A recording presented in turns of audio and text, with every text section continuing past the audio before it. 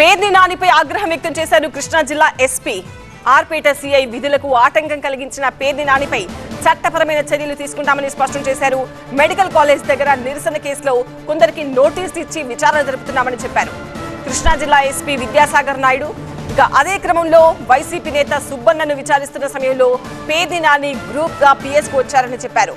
SHO chamber లోకి వచ్చి విచారణ అధికారి అయిన సీఐని బెదిరించేలా పేర్ని నాని మాట్లాడారని, దీన్ని జిల్లా పోలీస్ శాఖ తరపున తీవ్రంగా ఖండిస్తున్నామని చెప్పారు ఎస్పీ.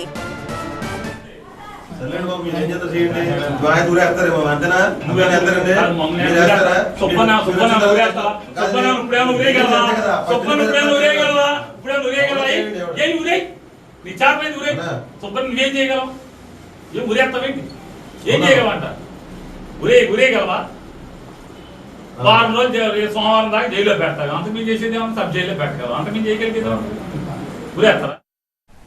ఖచ్చితంగా కేసు పెడతామండి. ఇంకోటి మరి ఎందుకంటే ఒకటండి, ఎవరు కూడా స్టేషన్కి వచ్చి మాట్లాడవచ్చు, దాన్ని మేమేం కాదంట్లా, అడగొచ్చు, ప్రశ్నించవచ్చు, తప్పులేదు.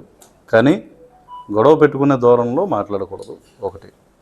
రెండోది, అంతమందిని వేసుకుని ఛాంబర్లోకి వచ్చేసి ఇది ఎందుకు తెచ్చారు ఏంటని అడగటం ఓకే, బట్ గొడవ పెట్టుకోకూడదు. వాట్ వీఆర్ టెల్లింగ్ ఈజ్ అనవసరంగా ఎస్హెచ్ఓని ఇంటిమిడేట్ చేసే విధంగా స్టేషన్స్కి వచ్చి ఆ విధంగా ఎక్కువ మందిని తీసుకొచ్చేసి అక్కడ గొడవ చేయడం అనేది కరెక్ట్ కాదు.